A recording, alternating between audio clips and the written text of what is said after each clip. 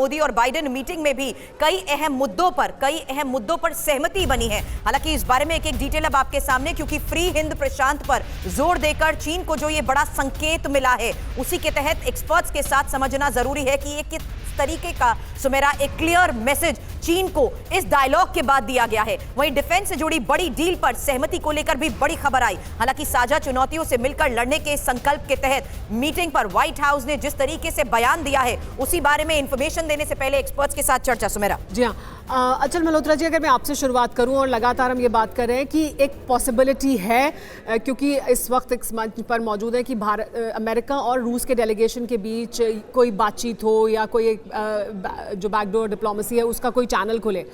बहुत अगर उम्मीद ना भी करें तो बेयर मिनिमम क्या पॉजिटिव उम्मीद कर सकते हैं यहाँ से कि क्या उनके बीच एक चैनल खुल सकता है, या क्या यहाँ से उम्मीद हो सकती है G20? जी बिल्कुल, अगर ये दोनों लोग मिलते हैं, लावरोव और अमेरिका के NSA, तो मेरे ख्याल से अपने आप में एक बहुत ही इम्पोर्टेंट डेवलपमेंट होगा।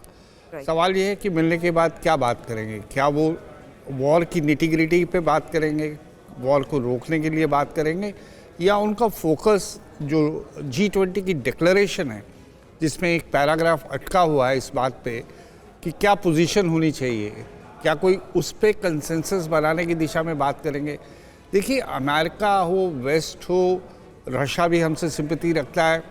थ्योरेटिकली इन सब की कोशिश ये होनी चाहिए कि भारत को एम्बैरेस नहीं किया जाए। भारत G20 की अध्यक्षता कर रहा है, भारत एक बहुत ही न्यूट्रल पोजीशन लेके चल रहा है, Bharat global north, global south सबकी बात कर रहा है। तो ऐसे में अगर यहाँ से डिक्लेरेशन नहीं निकल के आती है, और बाली डिक्लेरेशन निकालने में भारत ने काफ़ी मदद करी थी, वो जो कंसेंसस लैंग्वेज बनी थी वो भारत की काफ़ी कंट्रीब्यूशन थी उसमें।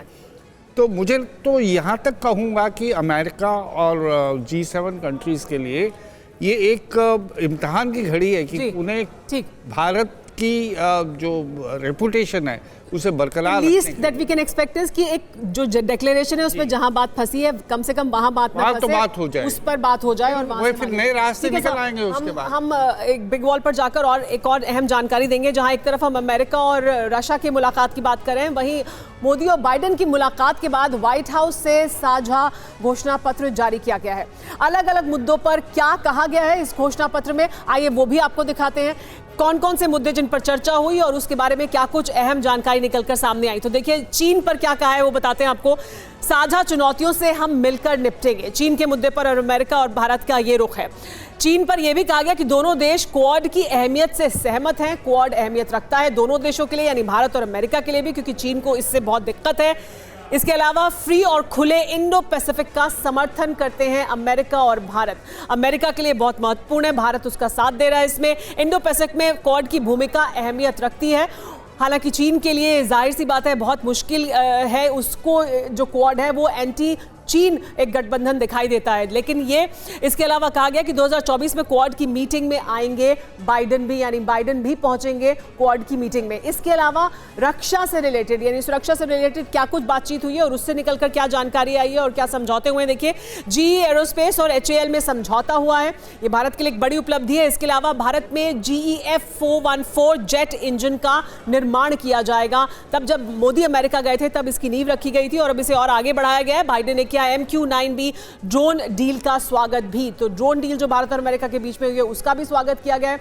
इसके अलावा MQ-9B ड्रोन से भारत की सुरक्षा को क्योंकि और मजबूती मिलने वाली है, इसकी अहमियत बहुत ज्यादा है। लेकिन वैश्विक मुद्दों पर क्या कहा गया साझा समझौते में भारत और अमेरिका की तरफ से, आइए वो भी आपको बता देते हैं। रक्षा समझौते से जुड़ा हुआ एक और जानकारी है कि एयरक्राफ्ट मेंटेनेंस के क्षेत्र में भी सहयोग होगा, यानी इंजन तो बनेगा ही लेकिन मेंटेनेंस के क्षेत्र में भी दोनों देशों के बीच जो सहयोग है उसे बढ़ाया जाएगा। वैश्विक मुद्दों पर अगर बात करें तो क्या कहा गया बताएं। साझा लक्ष्यों पर वैश्विक सहमति बनाएंगे। साझा लक्ष्य यानी भारत और अमेरिका दुनिया में वैश्विक सहमति बनाने की कोशिश करेंगे। UNSC में भारत की स्थायी सदस्यता का समर्थन करने के बारे में भी बात की गई है। हमारे साथ मनीष भी जुड़े हुए हैं, सीधे मनीष का रुख कर लेते हैं।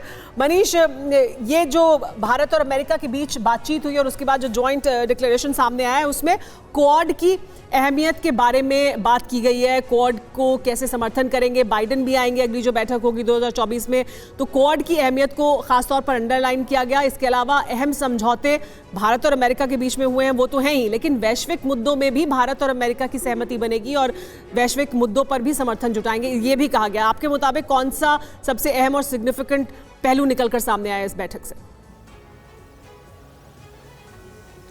देखिए सुमेरा, सबसे अच्छी बात यह है कि ज़्यादातर वैश्विक मुद्दों में भारत और अमेरिका की एक सहमति है। आप देखेंगे कि तमाम ऐसे मुद्दे हैं जहां पर कि दोनों देश एक दूसरे को समर्थन देते आए हैं। वहीं दूसरी तरफ अगर आप कहें तो चीन की चुनौती ने दरअसल भारत और अमेरिका को काफ़ी नज़दीक बनाया और क्वाड को लेकर अब जिस तरीके से सोचा जा रहा है, आज से 6 महीने पहले ऐसा नहीं सोचा जा रहा था। मुझे याद है मैंने खुद ही विदेश मंत्री जयशंकर से और अमेरिका के विदेश मंत्री से, दोनों से ये सवाल किया था कि क्या क्वाड को कल के दिन में एशिया के नेटो के तौर पे, तो आप देख सकते हैं तभी उन्होंने कहा था कि हम इसे एक मिलिट्री से ऑर्गेनाइजेशन के तौर पर नहीं देखते हैं। लेकिन कल प्रधानमंत्री नरेंद्र मोदी और अमेरिकी राष्ट्रपति जो बाइडेन की मुलाकात के बाद जो स्टेटमेंट आया, उसको अगर आप गौर से पढ़ें, उसके बिटवीन लाइंस को देखें, तो साफ तौर पर है कि इंडो पैसिफिक क्षेत्र में क्वाड को सक्रिय होना होगा। अगर आपको सक्रिय होना है तो चीन की उस चुनौतियों को निपटने के लिए क्वाड के देशों को मजबूती के साथ आगे बढ़ना पड़ेगा। और वो चुनौती क्या है? वो चुनौती है चीन का विस्तारवाद, वो चुनौती है चीन का आक्रामक रवैया, वो चुनौती है चीन का आसपास के तमाम छोटे मुल्कों को